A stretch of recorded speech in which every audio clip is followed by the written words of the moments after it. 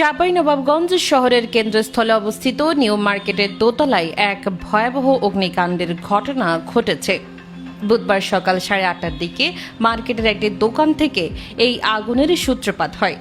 Fire সার্ভিসের 6টি ইউনিটের যৌথ প্রচেষ্টায় বর্তমানে আগুন নিয়ন্ত্রণে এসেছে।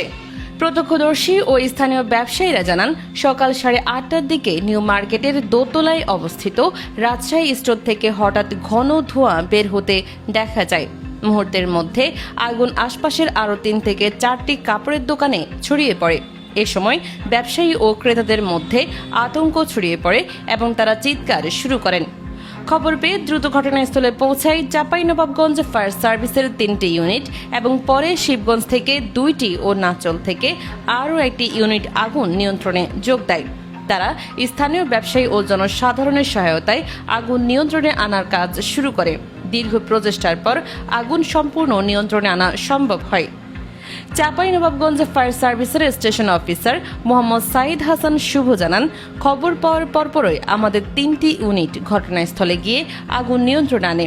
এখন ডাম্পিং এর কাজ চলছে। চাঁপাইনবাবগঞ্জ ফায়ার সার্ভিসের উপসহকারী পরিচালক শেখ মোহাম্মদ মাহবুবুল ইসলাম বলেন, সকাল 8:25 দিকে আমরা আগুন লাগার বিষয়টি জানতে পারি। তারপর প্রাথমিকভাবে 3টি ইউনিট কাজ শুরু করে। পরে শিবগঞ্জ ও নাচল উপজেলা থেকে আরও 3টি ইউনিট যোগ দেয়। প্রায় 1 ঘন্টার প্রচেষ্টার পর আগুন নিয়ন্ত্রণে আসে এবং বেলা 11:30টার দিকে পুরোপুরি আগুন নিয়ন্ত্রণে আসে। প্রাথমিকভাবে আগুন লাগার সঠিক কারণ এবং ক্ষয়ক্ষতির সঠিক পরিমাণ নির্ধারণ করা যায়নি, তবে শর্ট সার্কিট থেকে আগুন লাগতে পারে বলে ধারণা করছি।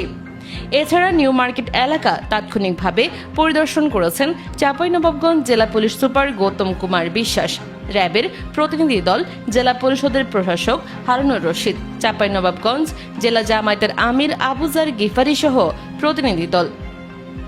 Desk report, Chapai journal, Chapainawabganj.